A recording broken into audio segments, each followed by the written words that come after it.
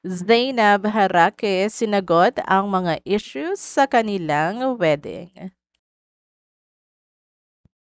Hello, showbiz aficionados. Please subscribe and click the notification bell for more celebrity updates. Tara, chikahan na!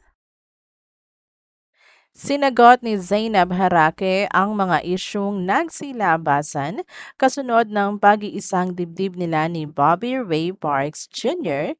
noong June 1, 2025. Kabilang sa binigyang linaw ng content creator ang haka-hakang buntis na siya. Milyon-milyong piso o mano ang ginasto sa kanilang kasal at ang paggamit daw ng paper plates ng mga bisita sa wedding reception. Kaya may paper plate dahil sa cocktail area, may pika-pika kasi. Paliwanag ni Zainab sa live interview nila ni Bobby Ray sa Fast Talk with Boy Abunda ngayong Martes, June 17. Pagpapatuloy niya after the wedding ceremony before mag-fireworks para hindi na naiinip ang aming mga bisita po and magutom, nag-ready kami ng mga pika-pika. So that's pika-pika, hindi siya yung sa reception kasi that's before the reception. Napansin ng netizens ang paper plates sa lumabas na video ng mag-asawang Tony Gonzaga at Paul Soriano habang kumakain. Isiniwalat ni Zainab na isa sa mga ninong nila sa kasal ang dahilan kaya nagmistulang enggrande ang kanilang pinapangarap na simpleng pag-iisang dibdib.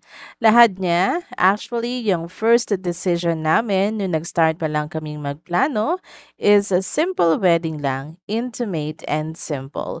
So sa lahat po ng interviews ko, nasasabi ko na gusto ko talaga ng simple. But binless kami ni God na may ipinadala siyang tao na ginawa po yung wedding na yon. Yung venue from the ground up, 5 months ginawa. And nung nakita namin yung wedding venue, parang sobrang na-overwhelm kami. Sabi namin, kailangan namin i-give back doon sa nag-bless sa amin na ninong namin. Okay, we need to get the best suppliers and everything. That's why mukha siyang naging big wedding. Nang tanungin ni Boy Abunda kung buntis na siya, isang malakas na no, no, saan galing yan? Ang sagot ni Zainab. Kasunod nito ay nangako sina Zainab at Bobby Ray sa isa't isa.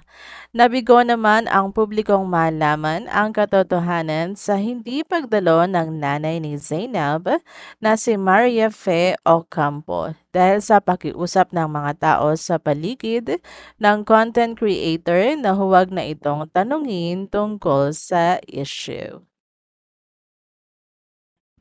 Mga ka-VLT, for more showbiz updates, please subscribe and click the notification bell to keep you posted.